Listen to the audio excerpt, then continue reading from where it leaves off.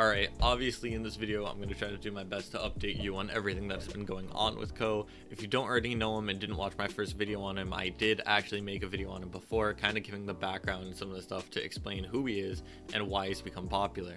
He was friendly with Juice WRLD, he has connections with FaZe members, Adin, RiceGum, and of course Cole Bennett. He kind of stopped informing people on what was going on with him the more he was working with the likes of Cole Bennett and everyone else out there.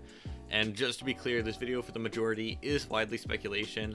I think I could have got most of it pretty much right, but I am sure that I'm missing a little bit here and there at the very least, and some of these are based off of educated guesses with less than ideal sources, so that is also something to consider when watching this video. Just because I say something does not mean that it is 100% true, but for the most part, I think I got this.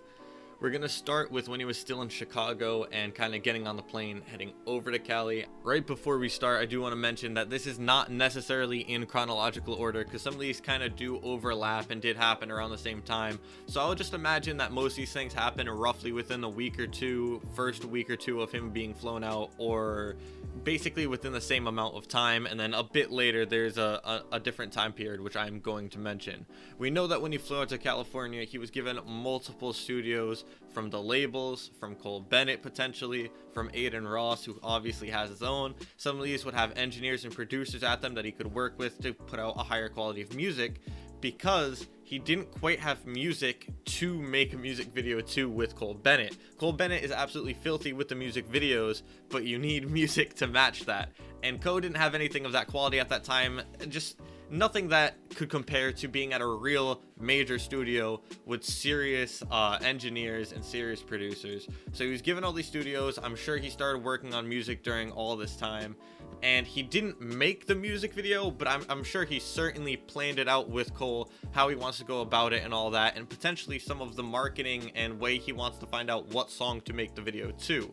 So I wouldn't be surprised if we find out when Cole Bennett is actually going to work with Koh by Koh releasing snippets and putting out little bits to see what you guys like of what he does, and then taking what you like the most, throwing it with a Cole Bennett video, and then releasing that. But that's just a future thing that did not happen currently, or that did not happen yet. He's just kind of discussing when he wants to drop it with Cole Bennett. But if he's certainly if he's certainly positive that he knows what he is doing, then he might just decide not to do the snippets or anything like that, work with Cole Bennett, get the video ready, and then, you know, leak that and amp that up a little bit before he releases it. But the point is, at this point, he certainly has nothing to make the video to yet. Since the beginning of when he flew to Cali, he certainly could have worked on some music and could feel confident enough that he wants to start working on a music video with Cole Bennett to one of these songs that we don't know about. But that's a bit too much speculation. We're still talking very early in the month, so we're just not there yet. After all of this, Koh would most certainly be meeting with some record labels to start talking about what a contract would look like if he were to enter one, and usually to these type of meetings, some labels will actually bring rappers with them. Now, with Adin meeting with plenty of rappers during this time, and more recently, we're talking about Tekka, we're talking about Shaq West, we're talking about potentially in the future Travis Scott. We know everyone who's been around him. I can continue going on. Polo G we have, Blueface we have, let's not forget, DDG. Koh could have met any number of these people and talked to their labels actually. Now let's say some of the larger ones like Travis Scott, he probably didn't meet anyone from their label, but Tekka is signed to Internet Money, and I believe that Koh is a character that Internet Money would be actually very interested in. Now I'm not sure if any meeting actually did happen, but it wouldn't be much of a stretch to say something like Internet Money met with him, Tekka ended up talking and linking with Koh potentially, and Tekka seems like a chill guy, so who knows, maybe he would hop on a track with them, maybe he wouldn't. But if you're the label, think about it. Koh is somebody who has a lot of people behind him. You're talking about Adin, as I said earlier, RiceGum, FaZe Banks, a lot of content creators. If you get enough content creators behind someone, they can really do some numbers and it can start to get really viral really quickly. So even though it might not be usual for Tekka or someone like that to work with this relatively unknown artist, when it's somebody like Koh, they're unknown but prove that they can bring a lot of attention to a song even though they're not even on it yet. So if you think about it, they're going to get all this free advertisement from all of these content creators that Koh has made himself familiar with and made himself comfortable with. It's really going to be able to pump up some crazy numbers to him. So I'm sure he met with these labels. Hopefully, I pray that he brought lawyers with him. Koh seems pretty good with the whole music side of the business for some reason, so I'm sure he had lawyers with him, probably from someone like RiceGum, who has worked with the music industry in the past and probably needed lawyers for a good amount of that. Koh probably went with RiceGum's lawyers, met with some of these labels, didn't say anything too crazy yet, met with some rappers, potentially went in the booth with these rappers and everything like that, and just put something down, because they can put any verse down, he'll still have to pay for the feature. So just because they sat there and recorded it doesn't mean he has it. He's still gonna have to give them that bread for it. But it wouldn't be that surprising to hear that maybe Koh does have somebody such as Tekka, or such as, maybe not so much Blueface, but DDG or something like that. That would be really not surprising for me. So who knows what label he actually met with for all of them. Who knows what labels he's actually down to considering. But you best believe he was working on a lot of music as well during this time.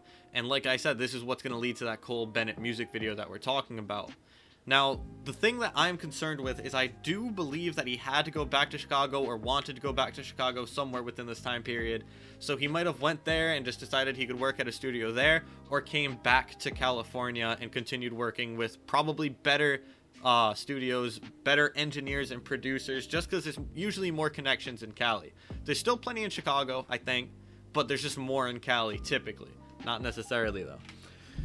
So Koh did all of this stuff and it was going really well for him. Now it's kind of the home stretch here. He has a lot of the business side taken care of, or at least to think about, but he needs to get a lot of music out there. I don't know what type of discography he had before. I don't know what the quality of that discography was, but I think it's going to kind of not matter at all, and that he's going to jump into a booth to re-record pretty much anything he had anyway.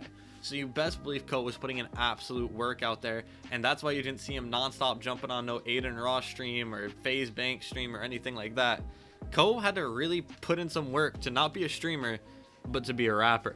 And I'm also curious if this is why he deleted some of his Twitch VODs, because usually some of these labels don't really like you having a defined character before talking to them.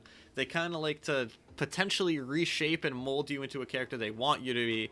This is more something that was leaked about internet money and not necessarily proven, but they allegedly like to create characters out of rappers rather than just having them be their true selves. Now, Koh could have just deleted these VODs because it erases the chance for any conflict, but I'm also worried that some label may have told him that he had to do this. I do have to say real quick before I finish up this video that one thing I would absolutely love to see, but probably isn't going to happen, is Koh absolutely betting on himself.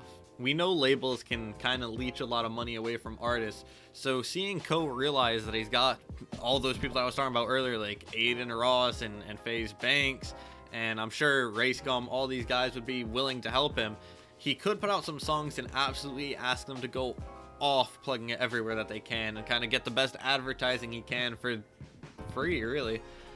Just to do all that, just to pump up the streaming numbers incredibly on his songs.